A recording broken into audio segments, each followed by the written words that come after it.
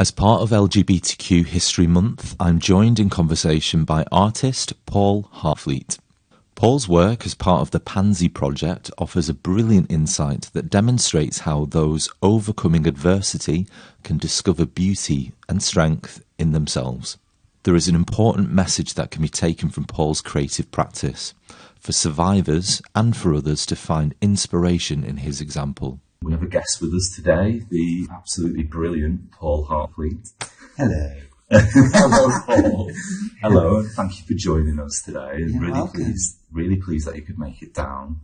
I'm hoping that we can talk a little bit about your work today and what you've kind of been up to, really, in terms of like the discussion about history. It seems like a really nice thing to do with yourself. Just before we get into it, I would want to warn the audience that there might potentially be some triggers within the conversation, maybe around language, I don't know. I've no idea really, but I think that's it's important to kind of say that at the beginning. So, Paul, I wanted to discuss with you the Pansy Project itself. You're an artist who I know has worked on this for quite a long time. Can you tell me, what is the Pansy Project? So it's funny actually because it started in Manchester. Mm-hmm. I lived here for 20 years, a few years ago now. Yeah. And I was doing an MA in Fine Art at Manchester Met. And I lived quite close to there, just near the sandbar. Yeah. And on one particular day, I experienced 3 separate instances of homophobic hate crime on the street. Within the same day? Yeah. Right. And it was just the usual sort of you fucking faggot sort of thing. Yeah. And I suppose I'd sort of got used to that happening because it happened so frequently. Yeah. But the fact that it happened 3 times in one day really made me angry. Right. Because when that happens, you have an experience at that point. Mm-hmm. You have to decide what you're going to do. Yeah. And every time it's different. Mm-hmm. And it was strange because I think the first time it happened on that day, it was these builders near where I lived. They said, sort of loudly enough for me to hear, it's about time we went gay bashing again, isn't it? And laughed. Wow. And I kind of looked at them, but was really mortified and sort of scuttled away. Yeah. But was kind of a bit hurt by it at that point. I can certainly imagine. Yeah. Yeah. And then later on that day, I had a boyfriend then, and we went for a walk to sort of shake off that feeling. Yeah. And these little like youths started throwing stones at us and shouting fucking faggot or whatever it was. Wow. And I was just going, wow, that is insane. That's happened twice in one day. Wow. And then we were carrying on our sort of walk to get away from it all. And this man approached us and asked us for some change. And we didn't have any change. And so he said so, and they went, all right, Marys, or whatever it was. It was some kind of, like, homophobic comment. It was derogatory. Yeah. And it was very, those moments, what's going on. Yeah. And so I was just very, very angry about it. Mm-hmm. And I started just thinking about what it was that happened there. And because I lived right next door to, obviously, where it went, I would walk past there every day. Mm. And during that time, I just was thinking, I remember that experience now every time I walk past that place. Because it cements it in that place and time, and if it's near to where you live as well, it's so much more personal. Yeah.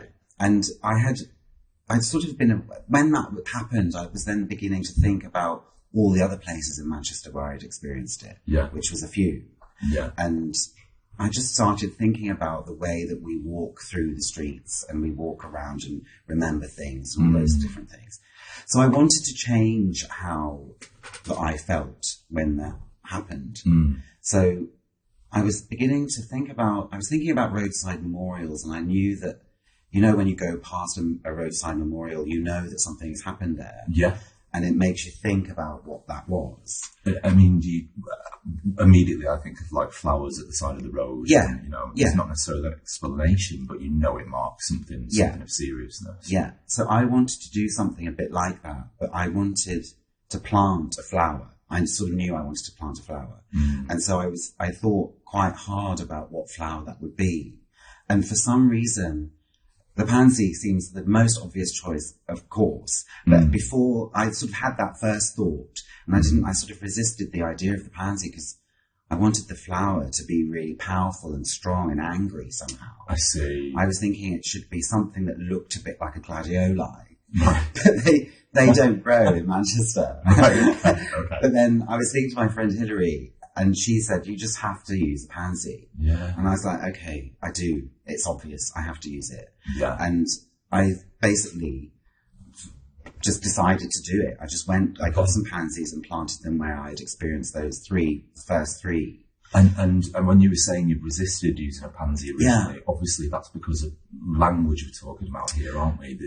I loved the fact that it was a pansy and I had been called a pansy. Yeah, that was the ideal thing. Yeah. But the flower itself visually didn't appear to be angry enough. Right, I see. But I obviously had to go down with the pansy because that was the obvious choice, really. Yeah. And it wasn't until much later, really, that I was able to work out how to take the pictures of the pansy to make them look angry. Because it was...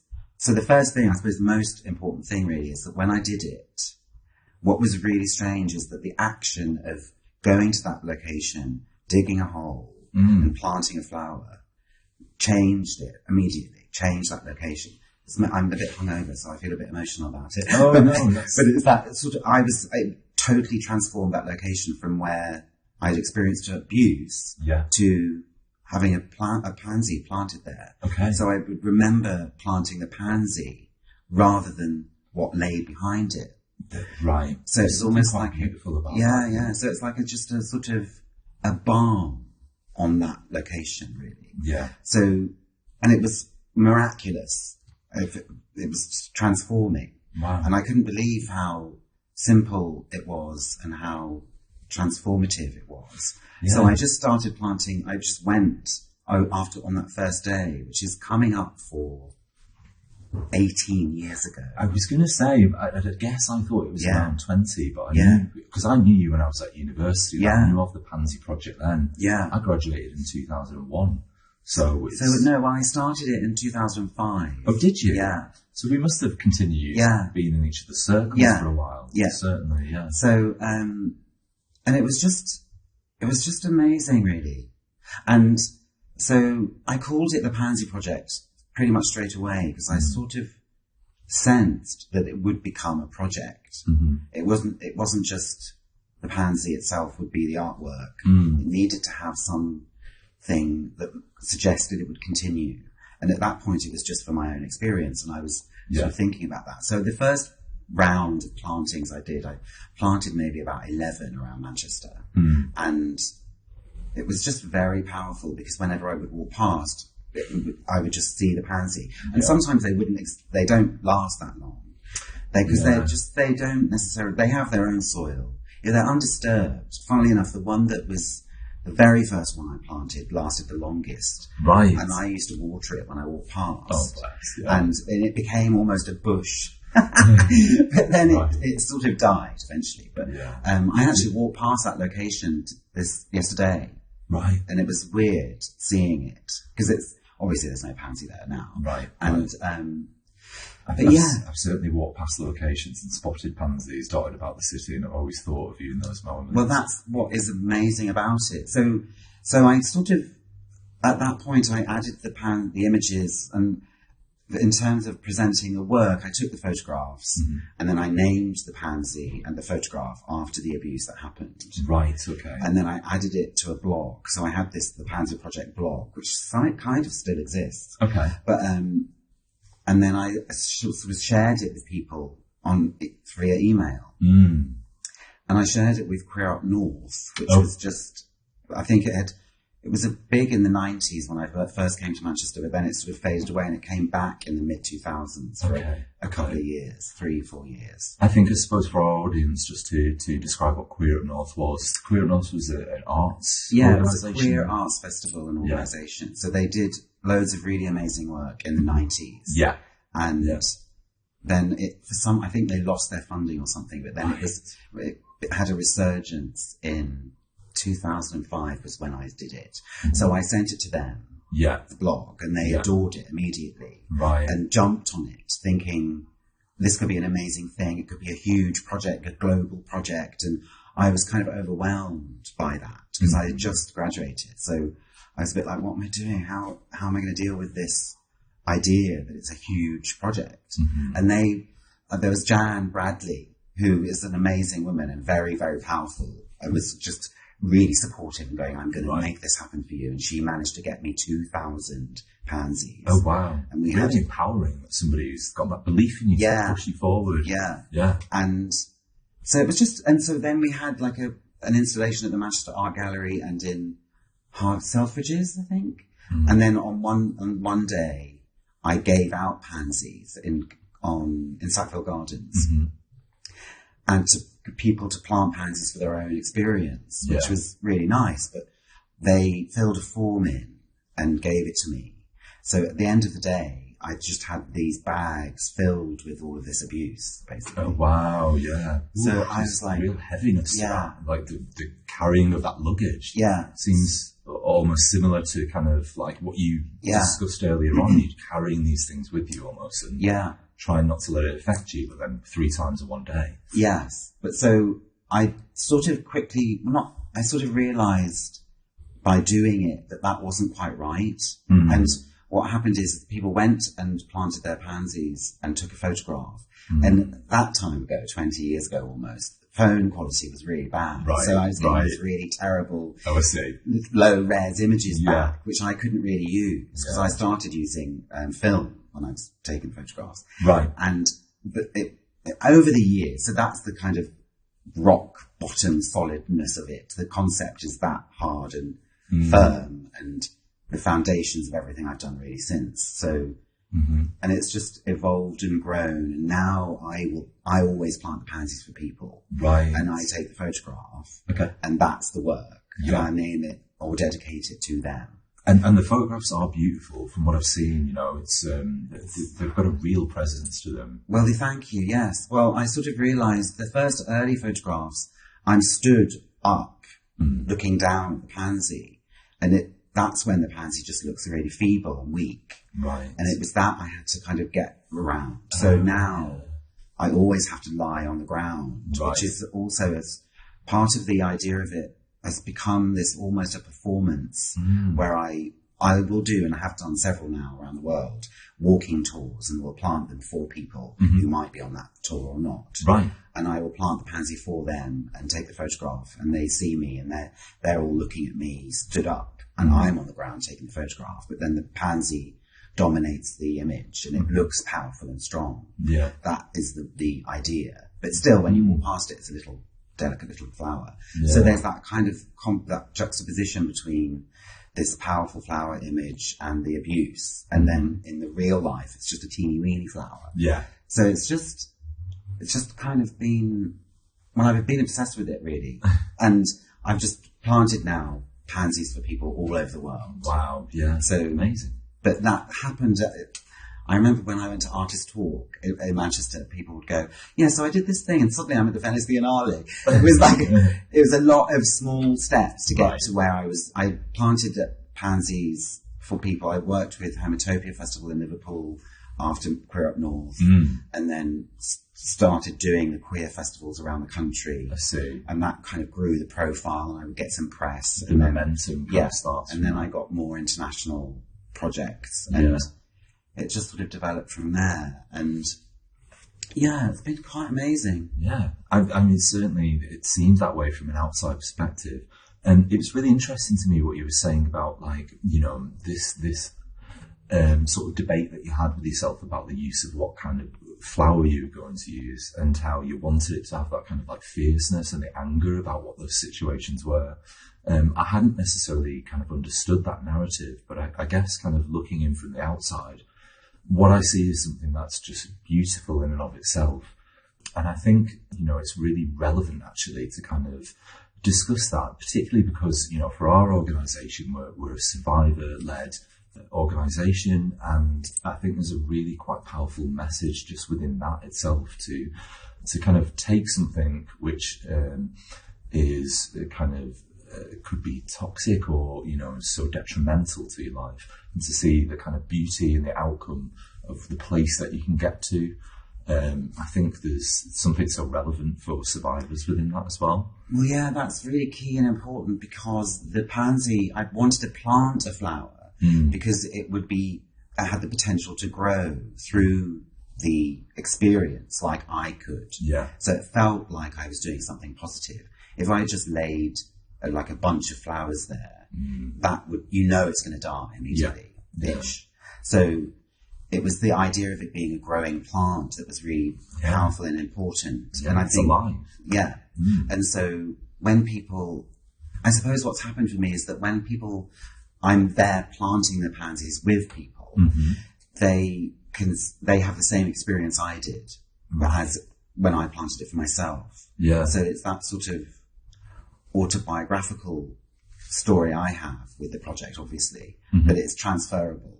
So other people can plant it themselves, and it can and does happen. Right. But they might take the photograph in a different way to me, but they're doing it, and that can be their own personal experience. They don't have to document it or even tell me about it. That's what's happened. Yeah.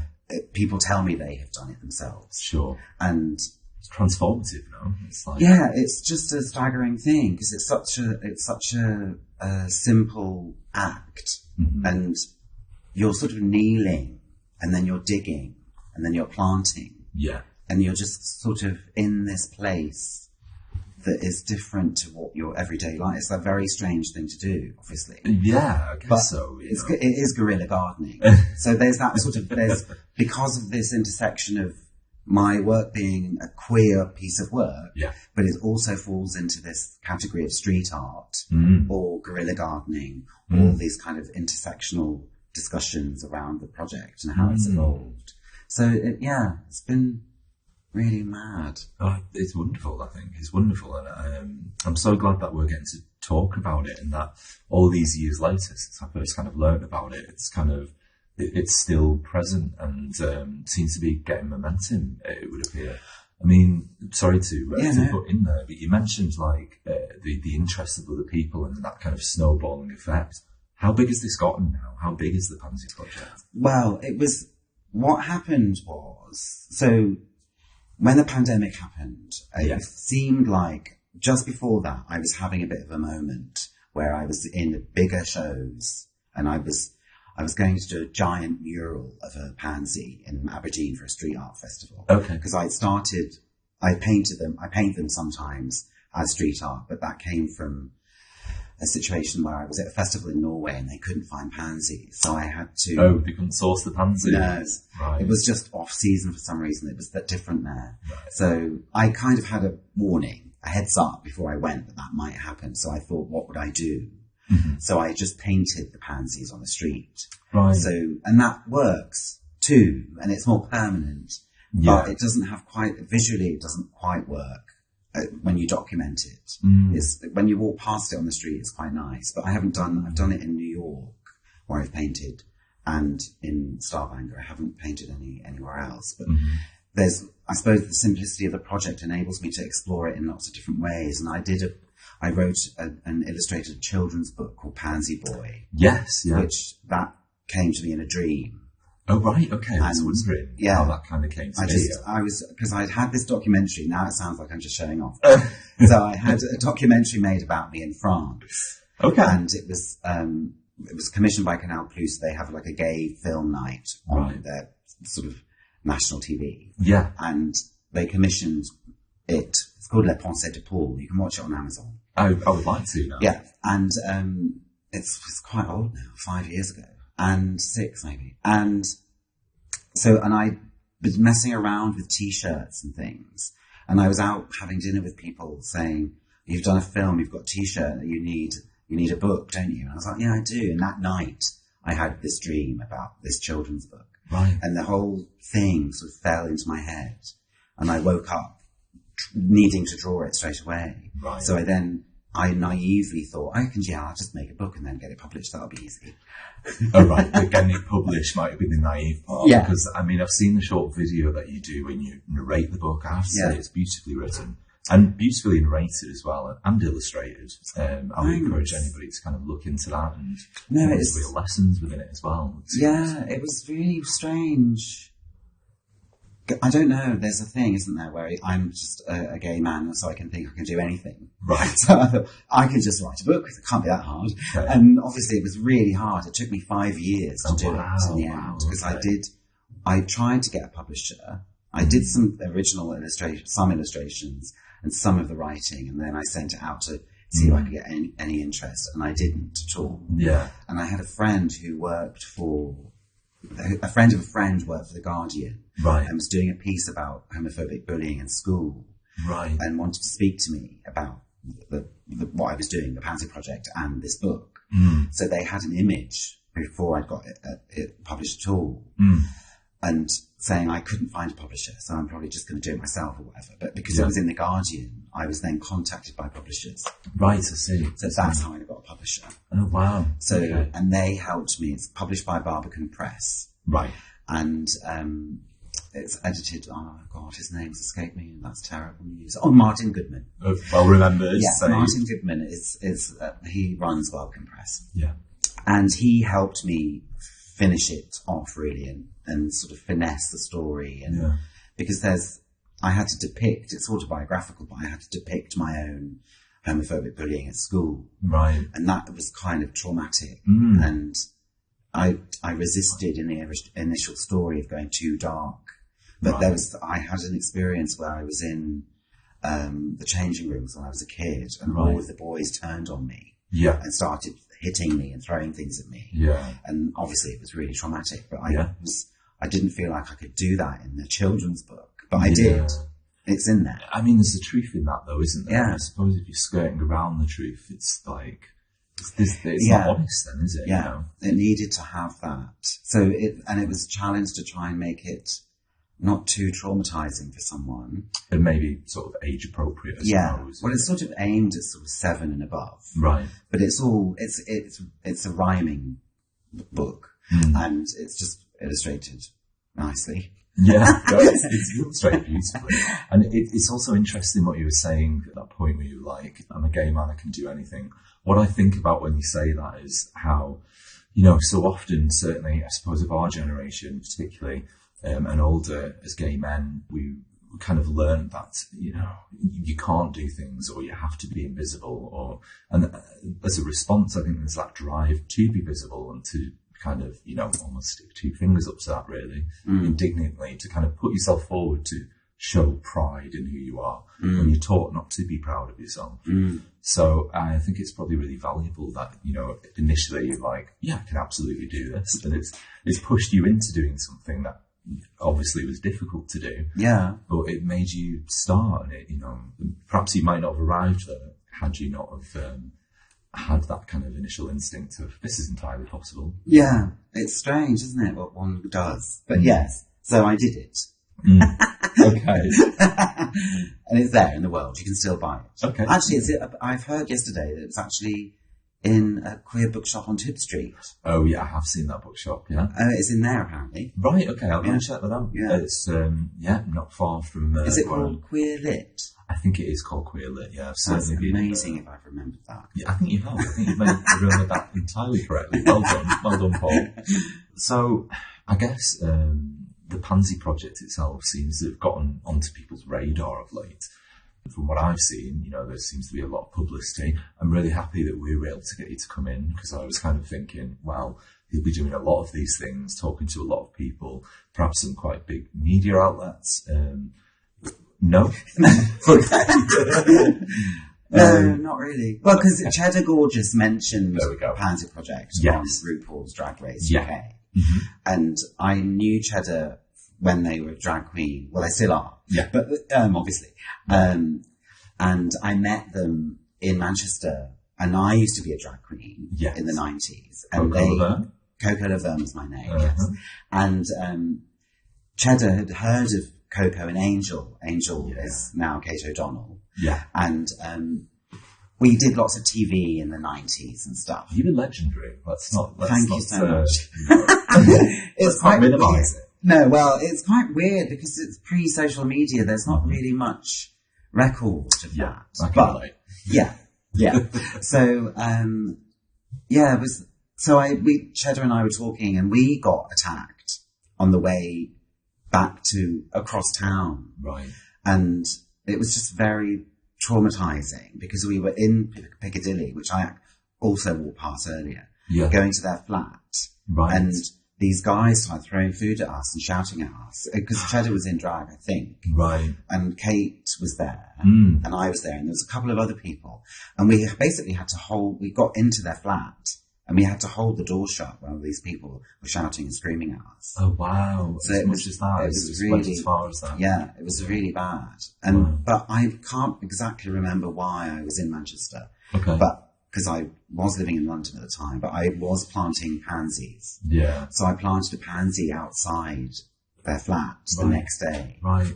So it was a really powerful thing to do. And it felt like I had that as a thing. So I suppose I always think that if I ever get abused now on the street, I'm just looking for where I'm going to plant the pansy. I mean, that's kind of wonderful, though.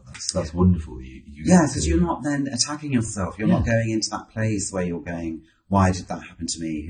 All of those, that internal dialogue you have that's mixed up with internalized homophobia, all of those things come to the fore when you have that experience in the street, especially because you're being outed so violently. Yeah. And then shamed. Yeah. Shamed and told you need to be ashamed. Yeah. Within the world. Yeah. So having that conceptual idea in one's head just cuts that off straight away. You just go, okay, where am I going to plant pansy? Fantastic. So it's like it's almost, I don't know what you would call that. But anyway. So Cheddar amazingly wore that outfit. And I had no idea. And just for our audience again, so Cheddar Gorgeous is a drag queen who's on RuPaul's Drag Race. Cheddar is also an ambassador for our charity and for the George House Trust, and does a lot to raise the profile around HIV and many kind of other subjects, really. A very powerful orator, and also obviously somebody we're connected to and you're telling the story of. Yeah, so it was really amazing. So I was funnily enough, I haven't always been a fan of RuPaul's Drag Race because I found it because I was a drag queen professionally for 5 years, just over, maybe more. And it was just my daily life. I was a nocturnal creature for that amount of time. Yeah. And revisiting drag, it was just a bit too much for me. But eventually I did get completely obsessed with it and have watched every episode now. But so when the pandemic happened, me and my friends in London would watch RuPaul's Drag Race together. Yeah. And we were watching it together when Cheddar was on. And obviously Cheddar's really brilliant and intelligent. So I really hoped they were going to do well. And I was supporting them online anyway. Yeah. And they were fantastic on the show. Amazing. So good. So emotive, what they had to say. Yeah, just so intelligent. I'm getting goosebump pimples about how great they were. Yeah. So then when they came out in that outfit, I was thinking, oh, that's nice. It looks a bit like a pansy. And they said, this is it for the Pansy Project. I could not believe it. You didn't know that was going to happen? I didn't know. No, I suppose you wouldn't have known they were on the show before it was broadcast. Cheddar my social media just exploded, obviously. Wow, yeah. And Cheddar, and I was doing something else, so I had to shift gear because all these people were going to the Pansy Project, but I've been doing this bird project. Of course. But I'll talk about that in a minute. Okay. But so I had to go, oh shit, all these people are going to expect to see loads of pansies. So I just had to go back and look at all the pansies I'd done and just repost some of that content. Yeah, yeah. And Cheddar sent me a message. I sent Cheddar a message going, oh my God, thank you so much. That's such an amazing thing that you've done. Because it does raise awareness of me, a little person doing this thing for such a long time. Sure, yeah. And also just uses that platform to just do an amazing thing.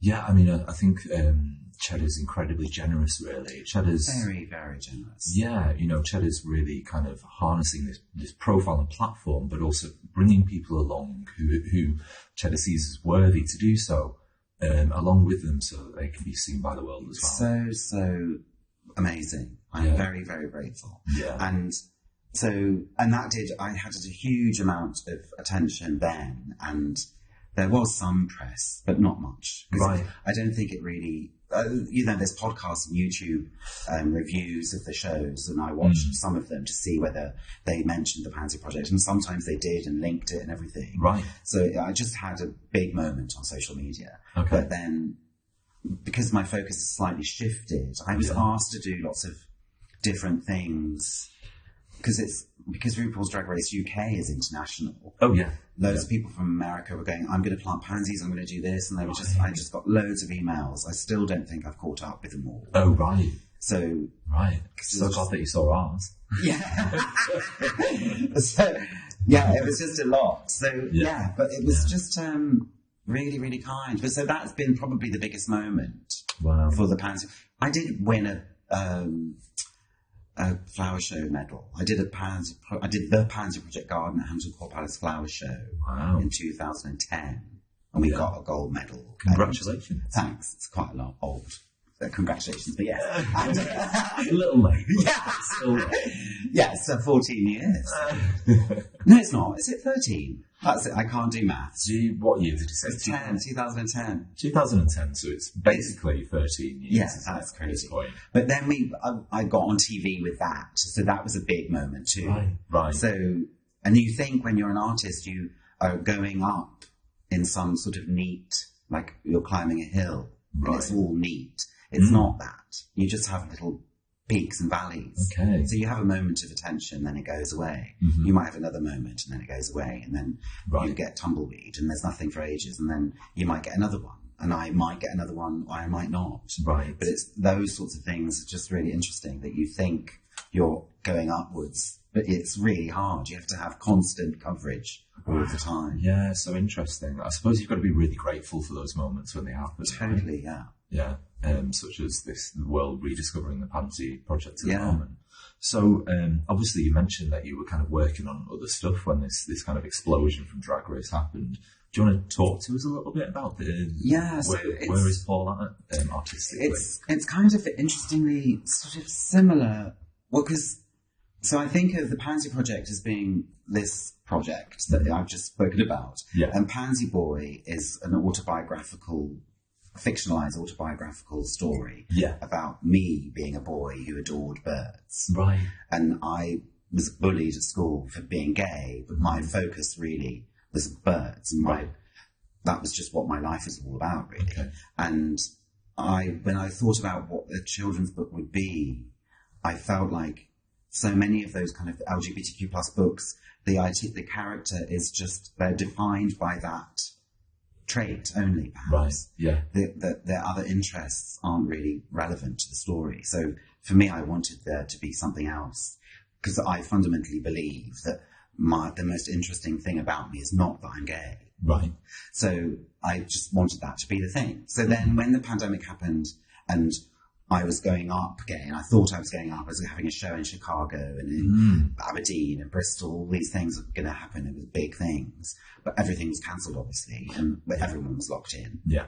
And I was living on my own at the time. My flatmate had just moved out and I was about to find someone. So I had the whole 2-bedroom flat to myself for a few months. Right. And I was just going, what the hell am I going to do now? Yeah, okay. So I just was stood. I live high up, so my view is over London. Right. And I was on the phone to my sister Imogen saying, I don't know what the fuck I'm going to do now. And she said, I don't know, maybe you could do some drawing or something. I was like, maybe I can. And so I looked at this bird flying by going, maybe I'll just draw some birds. So during the pandemic, I just said to my social media followers, I'm going to draw a bird every day. Oh, wow. Until this ends. Okay. And I thought it'll be a couple of weeks. Right. And it wasn't. No, so then I drew a bird every day and people would say, yes, I like it, and do this one, do a robin, do a blue tit, all that stuff. So I was just drawing these birds, and then people started asking for prints of the birds. So I set up a shop to sell the prints, and to advertise it, I thought I know that on social media people respond to faces, human faces, more than drawings or whatever. Right. So I thought if I just maybe, and I remember thinking, if I just gently reference the bird rather than, just anything. So I wore, I think the first one I did a flamingo, and I wore a pink jacket and I turned my hand slightly to echo the shape of the bird's head. Okay. So, and it was just silly, a silly off the cuff sort of thing to do, really, to promote my print shop. Right. And now I've been doing that constantly for the last 2 years. Oh, right. As long as that. Yeah. Okay. So I've seen some of the photographs of Birds Can Fly. It's called Birds Can Fly, yeah. Yeah, and I can see what you were saying about like kind of referencing the bird. Like in some ways it's quite subtle. They're quite glorious images, very colourful, but it's not like you're directly dressing up as the exact version of the bird, but somehow the essence is there. You capture, it feels the essence. Very strange. It feels like acting somehow. Right. So I'm drawing the bird, and I spend a lot of time looking at videos and photographs, and if I can, go into the world to see the bird I'm drawing and draw from life.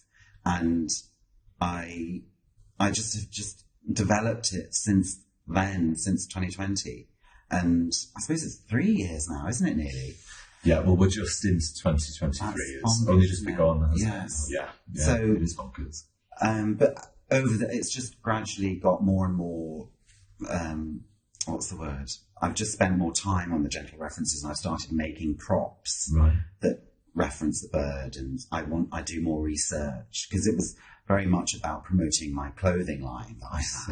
I see. But now I've sort of got a different job situation, so I don't need to make the money out of the t-shirt so much. But for me, the work is about finding out about the naming of birds and the colonialism of ornithology and the history of how birds are named and who they're named after, all of that sort of stuff, because there's a lot of racism and homophobia and misogyny in ornithology. Right. So to dig into that is really fascinating for me, because you're just sort of unpicking the different names. Like Major Mitchell's cockatoo, as an example, is named... Who was Major Mitchell? Major Mitchell was a major called Mitchell, who was one of the people that went to Australia as a settler. Right. And was part of the people that were just documenting the wildlife, and they documented this cockatoo.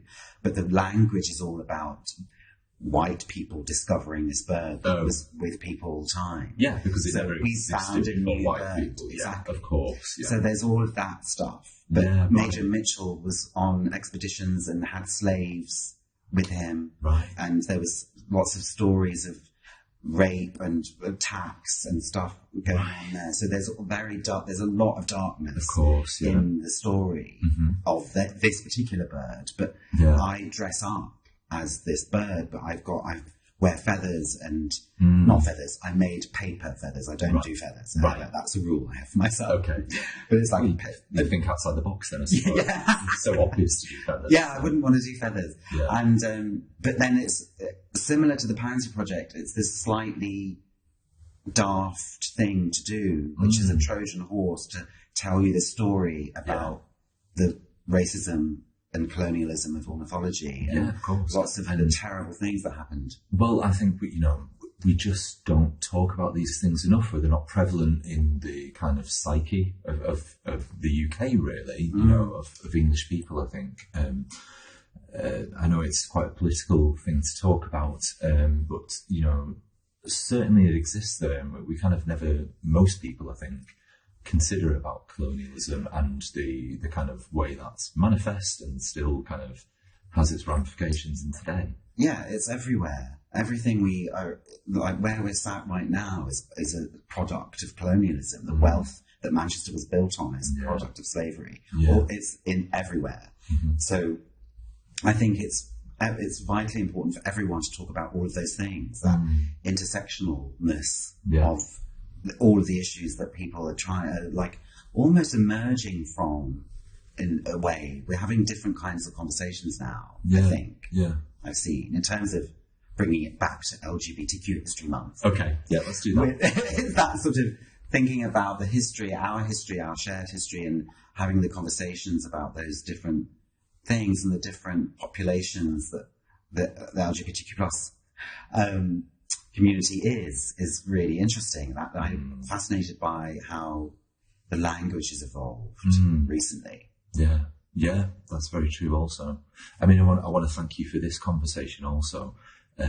I think you provide like quite a great role model in a way to show how somebody can kind of come from adversity and really kind of find and discover their own power and can put that message out into the world. I think that's a wonderful thing. and it's great to teach people about LGBTQ plus history, and also, you know, there are lessons in there for everybody, I think. And again, you know, going back to survivors, I think it's a really nice thing for people to hear this and to kind of discover that somebody's claimed their power in such a beautiful way. So really do appreciate it. No, of course, of course. Take the compliment, Paul. I'm taking it. Thank you. Is there any kind of places where people can find your work? Is there anything you'd like to share? I said no. No, well, that'd be very blunt. Yeah. No, you can't find it anywhere. So you can go to the Pansy Project, and that has I've now planted more than 300 individual pansies around the world. Okay. Is this the pansyproject.com? Yes. Okay. Pansyproject.com has lots of stuff, lots of films and images and photographs, and Birds Can Fly. They are sisters, basically. Right. The Pansy Boy, to me, is the bridge. And the Pansy Project is here, Birds Can Fly is there, and the book is a bridge. That's how I sort of think of it. And they are sister projects, so they do cross over from time to time in terms of my online presence. Right. So on social media, I'm the Pansy Project, and sometimes Birds Can Fly. Okay. And the Pansy Project mostly at the moment is about birds, but I do throw a pansy in there every now and then. Great, great. Well, listen, in my opinion, the incomparable Paul Harfleet. Thank you so much. You're welcome. I just want to thank you for your time and for sharing all of this with us. It's been wonderful to talk to you. And to you. Yeah. Do take care.